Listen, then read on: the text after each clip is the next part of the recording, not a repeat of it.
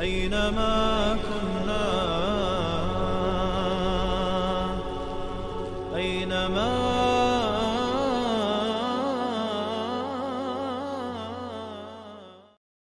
بسم الله والحمد لله والصلاة والسلام على رسول الله اما بعد السلام علیکم و رحمت الله و برکاته.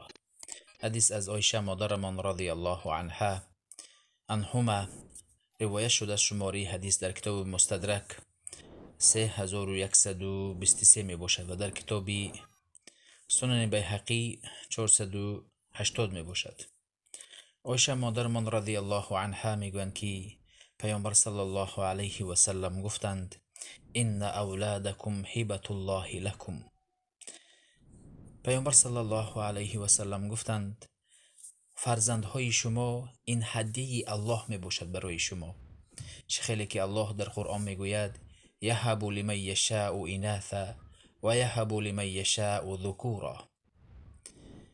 الله می گوید برای هر کسی که الله خواهد دختر عطا می فرماید و برای هر کسی که خواهد پسر عطا می فرماید. برای هر کسی که خواهد دختر پسر می دهد. برای هر کسی که خواهد دوگانگ می دهد. این خواستی الله، اختیاری الله می باشد. پیامبر صلی الله علیه و سلم می گویند که فهم و اموالهم لکم اذا احتجتم الیها. و مالشان، مال فرزندهایشان، مال فرزندانتان و مالشان و خودشان این برای شما می باشد. اگر شما نیاز دارید استفاده اشان میبرید، گیرید. و در حالی که پدر و مادر به مال فرزندش احتیاج دارد، در این حالت میتواند نترسیده از مال فرزند بگیرد و تا نه اینکه از مال فرزند تماما استفاده برد و فرزند از گرفتن پدر مادر ضرر بیند، بلکه بالمعروف میگویند بگیرد، نپرسیده بگیرد جایز می باشد. زیرا پیامبر صلی الله علیه و سلم در یک حدیث میگویند ان من اطیب ما اکل الرجل من کسبه و ولده من کسبه.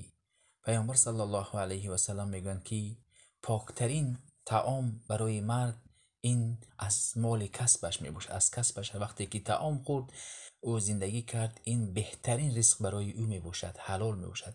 و فرزندش از کسب حلالش میباشد. فرزند این یک عطای الله میباشد که مال فرزند برای پدر و مادر حلال میباشد.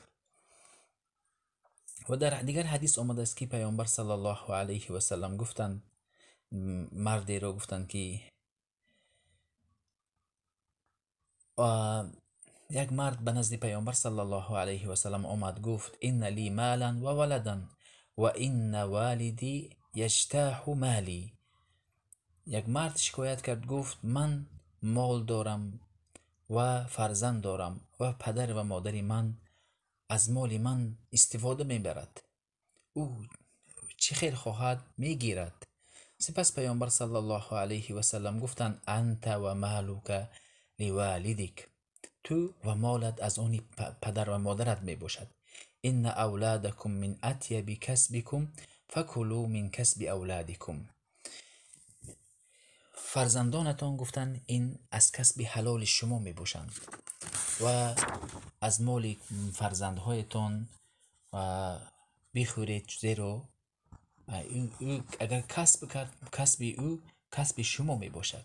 زیرا پدر و مادر فرزند را وقتی که تربیه میکنند، بزرگ میکنند، در حقیقت او مشقت میبیند. به اجازه فرزند میتواند بالمعروف، نه اینکه فرزند ضرر بیند، به قدر نیازش بگیرد، استفاده برد، باقی ندارد.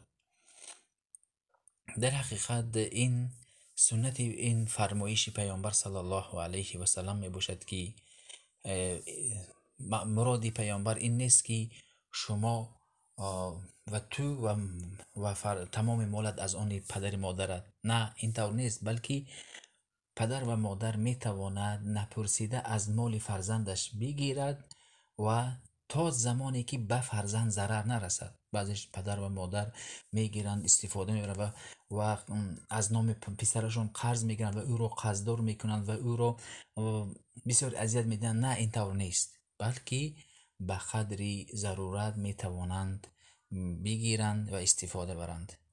خیلی که پیامبر صلی الله علیه و سلم گفتند و شما بهترین طعامی که میخورید از کسبتون میباشد، این فرزند کسب شما میباشد. این بود شرح مختصر این حدیث. السلام علیکم و رحمت الله و برکاته.